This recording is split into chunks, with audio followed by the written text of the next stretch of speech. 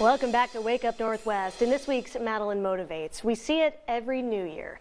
Gyms are packed, goals are set, motivation is high, but after a couple weeks or months, you might give up on your New Year's resolutions altogether. Here to tell us why resolutions so often fail and how to actually follow through with your goals for 2022 is Faith Hovde, Integrative Life Coach at The Confident Entrepreneur. Good morning, Faith. Good morning, Madeline.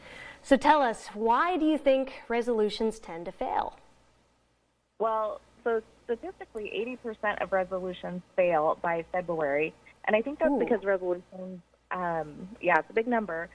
Resolutions, by definition, are a one-time decision to do or not do something, versus having a goal will give you better results because that involves intention setting, planning, and taking realistic action.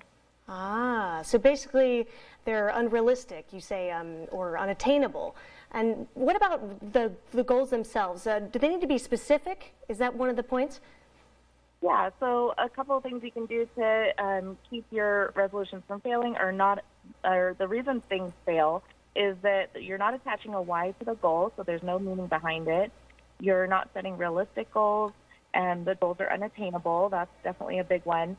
And big goals usually are something that people set that are just, kind of floating around, that aren't really something that they can grab a hold of.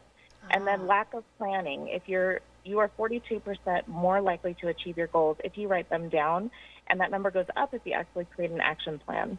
Okay, so this makes sense. These are the reasons you think why they fail. So let's kind of spin this around a bit. Based on your reasons why they don't work, I'd say a successful resolution would have to have a strong why, be realistic, specific, and written down with an action plan. So those points in mind, Faith, could you give us an example of a resolution for the new year that could actually work? Well, whatever your resolution is, it just needs to be something that is actually meaningful to you. And when you're attaching that why to it, then it gives you more kind of gumption to break it down into smaller goals that are bite-sized, so they don't seem so big. So it may take you a couple years to reach your goal, but if you take it a day by day, it's going to be easier to actually achieve your goal. Right, follow through with that. Well, thanks so much, Faith, for walking us through it.